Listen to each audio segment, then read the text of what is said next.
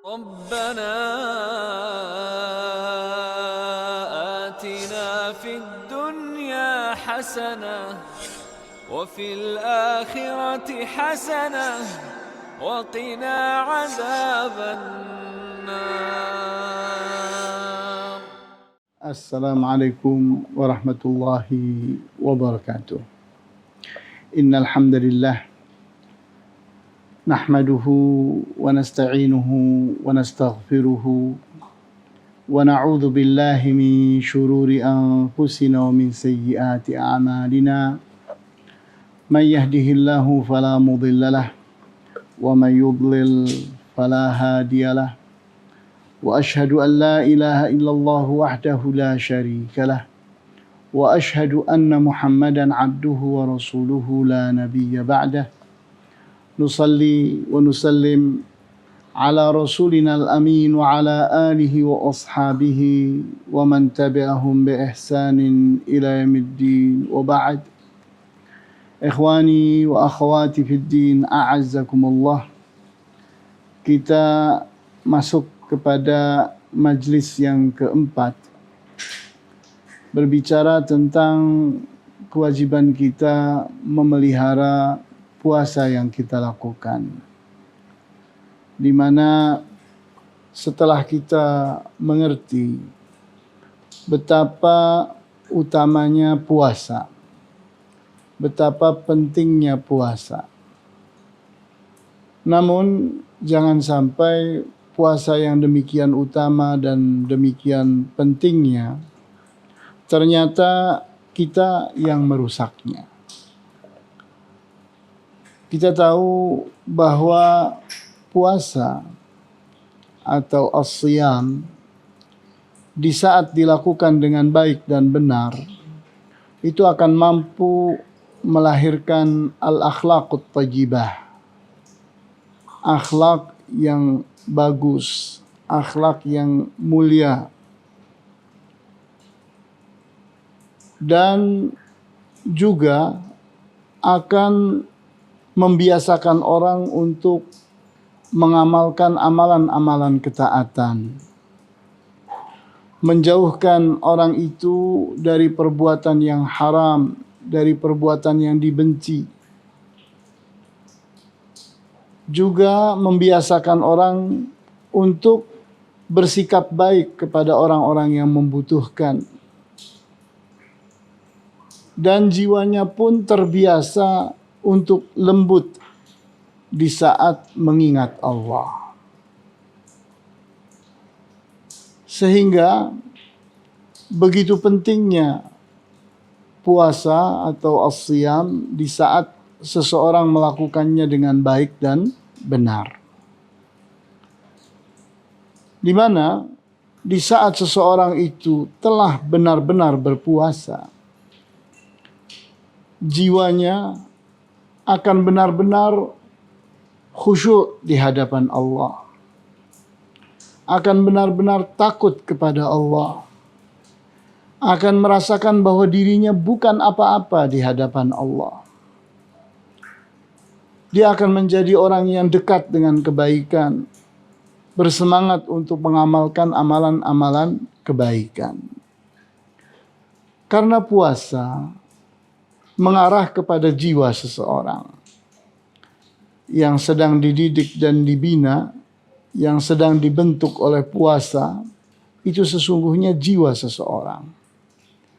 Karena di saat seseorang itu menahan dirinya dari kebutuhan-kebutuhannya, dari syahwat-syahwatnya, maka yang sedang dipermasalahkan itu sesungguhnya adalah pengorbanan jiwanya. Siapkah engkau berkorban untuk Allah? Di saat seseorang itu telah begitu siap berkorban untuk Allah, maka perubahan yang akan muncul terutama adalah perubahan pada sisi akhlak orang itu.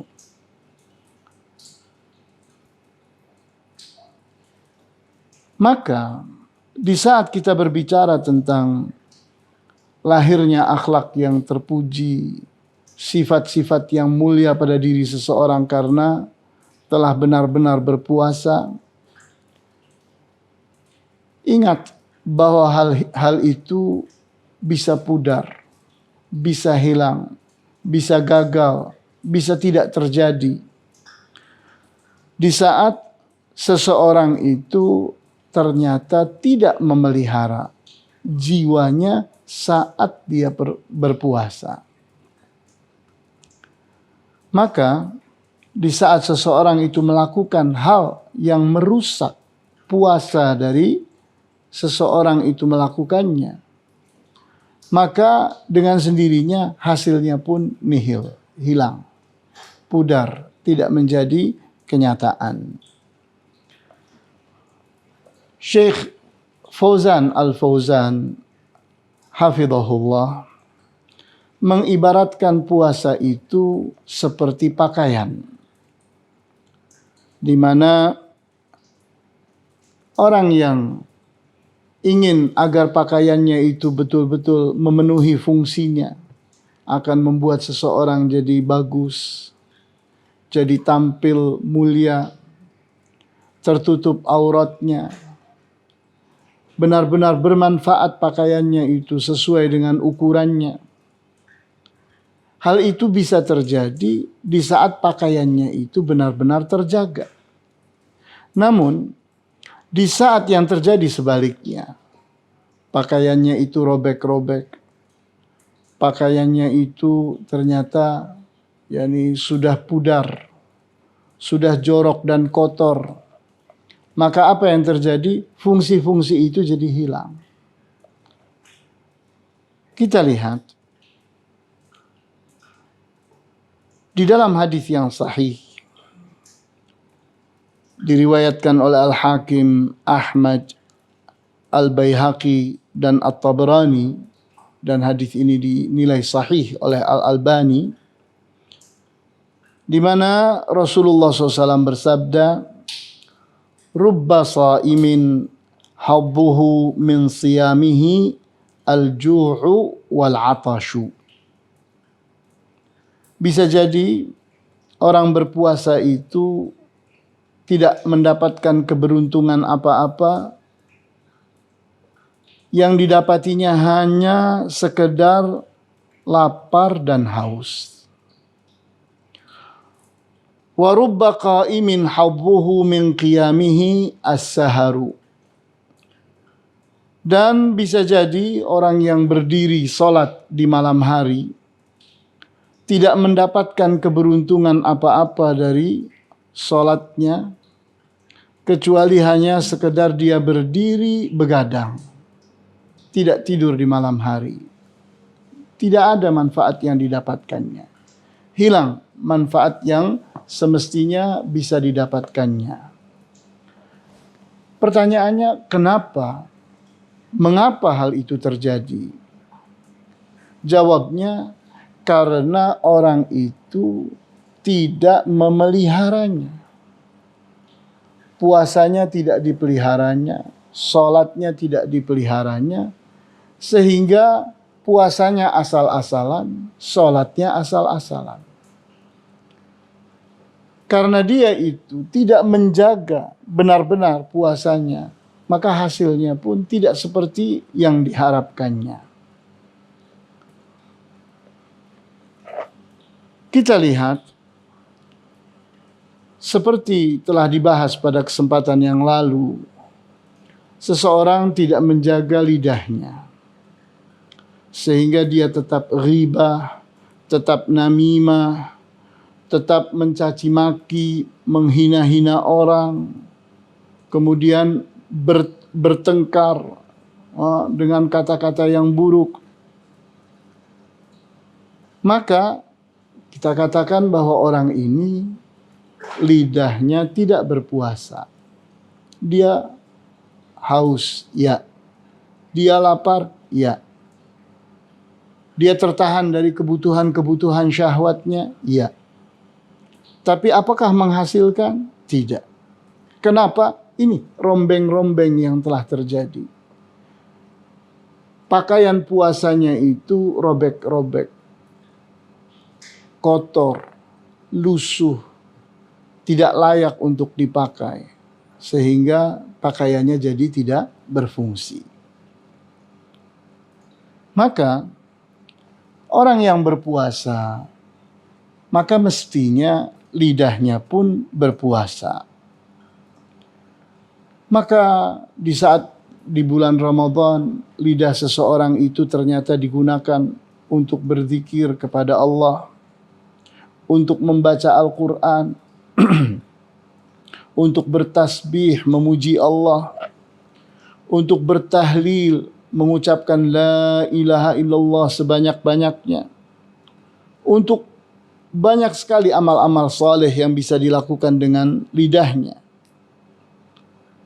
Kita tahu bahwa ini semua adalah amalan-amalan lidah yang semestinya diamalkannya setiap hari sepanjang tahun. Karena itu keharusannya. Akan tetapi di saat dia berpuasa menjadi lebih harus lagi. Kenapa? Karena dia akan berpengaruh buruk terhadap puasanya. Keberhasilan dan kesuksesan puasanya itu hilang. Kerusakannya diakibatkan oleh kegagalan dia dalam menjaga puasanya tadi. Karena dia tidak berhasil mempuasakan lidahnya. Contoh yang lain adalah mata.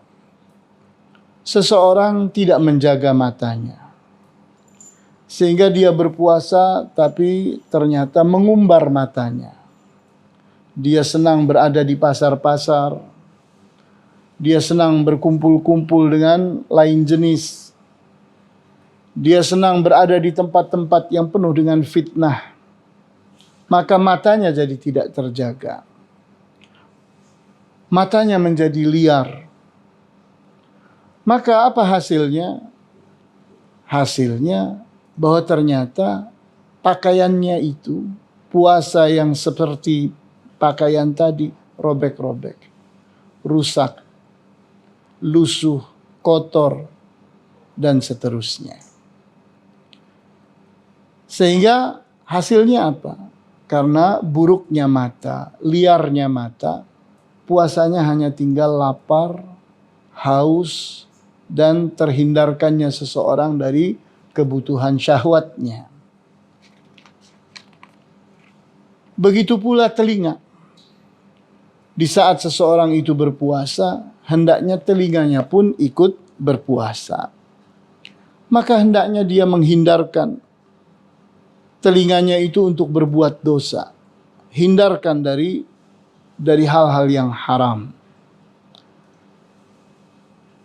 Lagu-lagu dan musik-musik, perkataan-perkataan yang batil, caci makian, hinaan, ghibah, namimah, dan berbagai hal-hal yang buruk dari kata-kata manusia, hindarkan, jangan didengar. Jauhkan dari itu semua. Sehingga benar-benar telinganya itu berpuasa pula, seperti jiwanya berpuasa. Maka di saat seseorang itu benar-benar menjaga puasanya seperti seseorang menjaga pakaiannya, di mana pakaiannya benar-benar ukurannya tepat dengan ukuran tubuhnya, bersih, rapih, dan terjaga, maka pakaian itu benar-benar menghiasi orang itu. Begitulah puasa. Kemudian kita lihat bahwa orang yang berpuasa terlarang dari dua hal. Hal yang pertama, bahwa dia itu terlarang dari sesuatu yang sesungguhnya di waktu yang lain sesuatu yang boleh, namun sekarang jadi terlarang. Ini larangan yang pertama. Contohnya makanan, minuman, dan pelampiasan terhadap syahwat. Ini jadi haram. Biasanya tidak haram. Ini larangan yang jenis pertama. Larangan jenis yang kedua adalah seseorang yang memang terlarang saat dia berpuasa atau dia tidak berpuasa, dia terlarang untuk melakukannya. Maka sesuatu yang haram di saat tidak berpuasa, pada saat seseorang berpuasa, hal haram tadi menjadi lebih besar lagi. Lebih kuat lagi tingkat haramnya. Kenapa? Karena akan merusak puasa. Jadi efeknya itu jelas terhadap puasa. Kenapa? Karena ini perbuatan haram. Di situasi biasa, di luar puasa, dia merusak, dia haram. Dia sesuatu yang terlarang. Daya rusak perbuatan yang haram di saat seseorang berpuasa menjadi double. Kenapa? Yang dirusaknya bukan cuma diri orang itu, tapi amalannya pun jadi ikut rusak. Puasanya itu ikut rusak.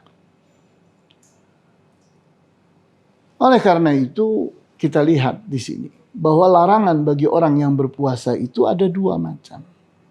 Larangan yang pertama adalah larangan berupa sesuatu yang kalau dia tidak berpuasa tidak terlarang. Di saat dia berpuasa jadi terlarang. Contohnya makanan, minuman, dan seterusnya. Namun ingat, ada satu lagi larangan yang lain, yaitu larangan berupa sesuatu yang haram saat berpuasa atau tidak berpuasa. Maka ingatlah, ini yang kedua ini yang banyak orang tidak memperhatikannya, padahal dia punya daya rusak yang luar biasa terhadap puasanya. Sehingga dia gagal dalam berpuasa karena tidak memperhatikan larangan yang kedua ini. Kemudian kita lihat di antara hal yang seseorang tidak memperhatikannya adalah lidah. Di mana lidah itu banyak sekali berbuat hal-hal yang haram, tapi selama ini tidak dianggap haram. Umumnya orang tetap berbuat ghibah, berbuat namimah, berbuat fitnah, mencaci maki orang, menghina orang dengan lidahnya padahal dia seorang muslim. Dan dia tahu bahwa itu haram, tapi terus dilakukannya. Maka hal yang seperti ini pada saat seseorang berpuasa justru itulah yang paling efektif dalam merusak puasanya. Sehingga di sini Rasulullah SAW dalam hadis yang sudah kita bahas pada kesempatan yang lalu, beliau katakan, fa in sabbahu ahadun aw syatamahu falyaqul inni shaimun. Inni shaimun. Dan jika ada orang yang mencacinya, menghinanya, maka hendaknya dia berkata, aku ini orang yang sedang berpuasa. Aku ini orang yang sedang berpuasa. Dia tahan dirinya. Dia tidak balas caci maki orang dengan caci maki pula. Hinaan orang dengan hinaan pula. Tantangan orang untuk berkelahi dihadapinya dengan berkelahi. Kita perhatikan bahwa menjaga lidah itu jadi sangat penting sekali karena ini faktor yang paling sering tidak disadari oleh seseorang sebagai sesuatu yang paling merusak. Kita perhatikan hadis yang sahih diriwayatkan oleh Ahmad, At-Tirmidzi dan Ibnu Majah. Hadis ini dinilai sahih oleh Al-Albani rahimahullah. Di mana Rasulullah SAW bersabda, wa hal yakubbun nasa fin nari ala wujuhihim aw qala ala manakhirihim illa hasaidu alsinatihim. Tidakkah seseorang itu terseret masuk ke dalam api neraka sehingga dia itu mendapati mukanya diseret-seret ke tanah. Di riwayat yang lain, hidungnya diseret ke tanah untuk kemudian dilempar ke dalam api neraka. Penyebabnya tidak lain adalah hasaidu alsinatihim. Dia telah memanen amalan lidahnya. Dia sedang mendapatkan dosa-dosa yang diakibatkan oleh perbuatan lidahnya.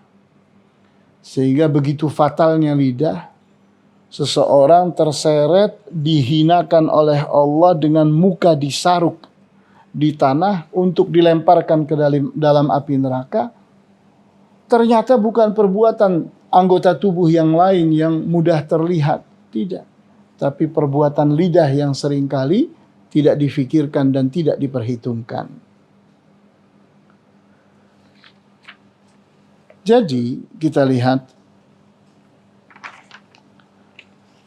bahwa di antara amalan puasa yang perlu diperhatikan adalah memelihara puasa itu sendiri. Jangan sampai kita ini yakin bahwa kita telah berpuasa, tapi sesungguhnya kita sedang menyeret-nyeret karung kosong yang ternyata tidak ada isinya. Kenapa? Karena kita yang membuangnya, kita yang merusaknya, kita yang memudarkannya. Kita beri kesempatan, barangkali ada yang ingin bertanya.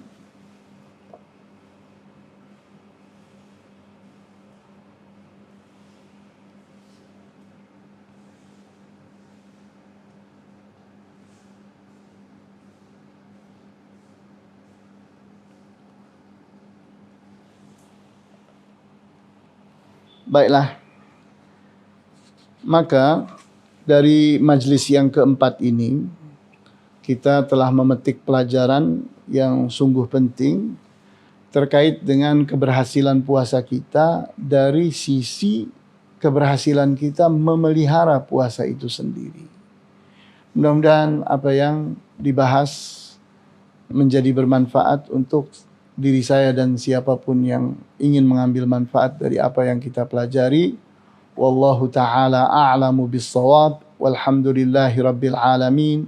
Sallallahu ala asyrafil anbiya'i wal mursalin wa ala alihi wa ashabihi ajma'in.